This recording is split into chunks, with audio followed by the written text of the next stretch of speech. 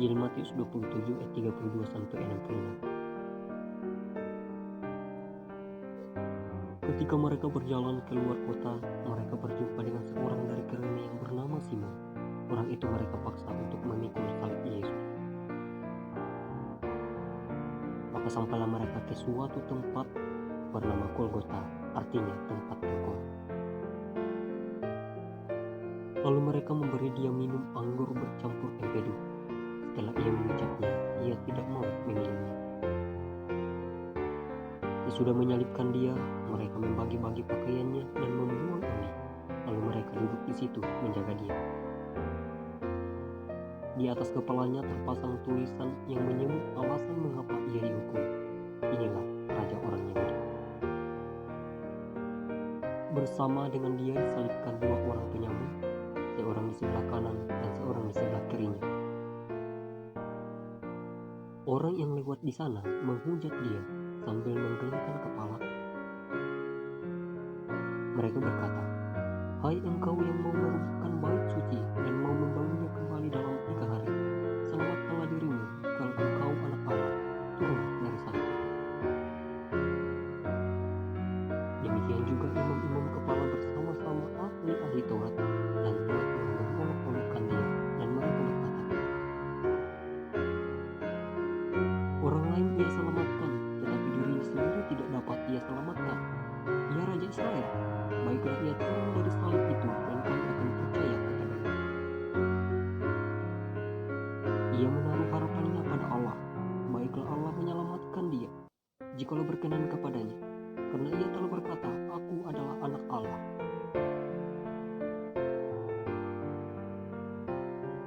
Bahkan penyamun-penyamun yang disalibkan bersama-sama dengan dia mencelanya demikian juga. Mulai dari jam 12 kegelapan meliputi seluruh daerah itu. Kira-kira jam 3 berserulah Yesus dengan suara nyaring, "Eli Eli lama sabachthani," artinya, "Allahku, Allahku, mengapa engkau meninggalkan aku?" Mendengar itu, beberapa orang yang berdiri di situ berkata, "Ia memanggil Elia." Dan segeralah datang seorang dari mereka. Ia mengambil bunga karang, mencelupkannya ke dalam anggur asam, lalu mencucukkannya pada sebatang buluh dan memberi Yesus minum. Tetapi orang-orang lain berkata, "Jangan, baiklah kita lihat apakah Elia datang untuk menyelamatkan dia."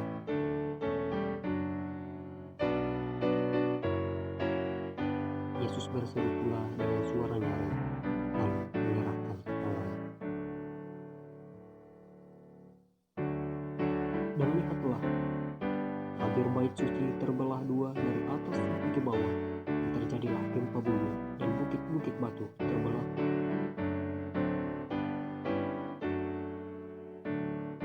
Dan kuburan-kuburan terbuka, dan banyak orang kudus yang telah meninggal bangkit.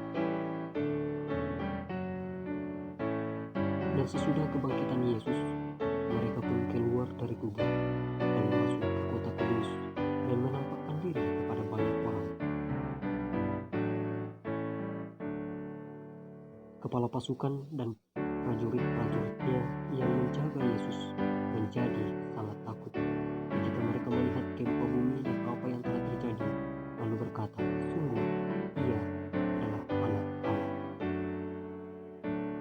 Dan ada di situ banyak perempuan yang melihat dari jauh, yaitu perempuan-perempuan yang mengikuti Yesus dari Galilea untuk melayani dia.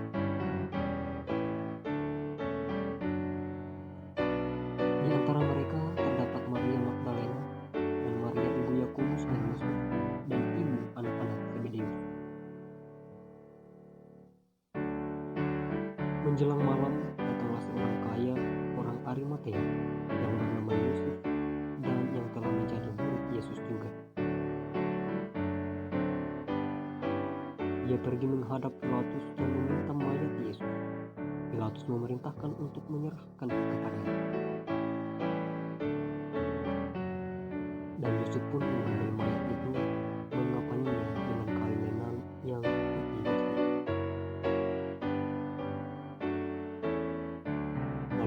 menguburkannya di dalam kuburnya yang baru yang digalinya di dalam bukit batu. Dan sesudah menggulingkan sebuah batu besar ke pintu kubur itu, pergilah ia. Tapi Maria Magdalena dan Maria yang lain tinggal di situ, duduk di depan kubur itu.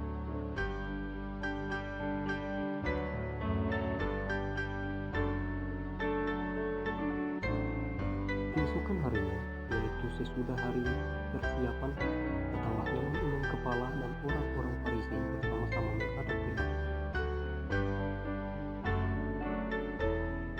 Dan mereka berkata, "Tuan, kami ingat bahwa si penyesat itu sejak hidup dia berkata, sesudah 3 hari aku akan bangkit.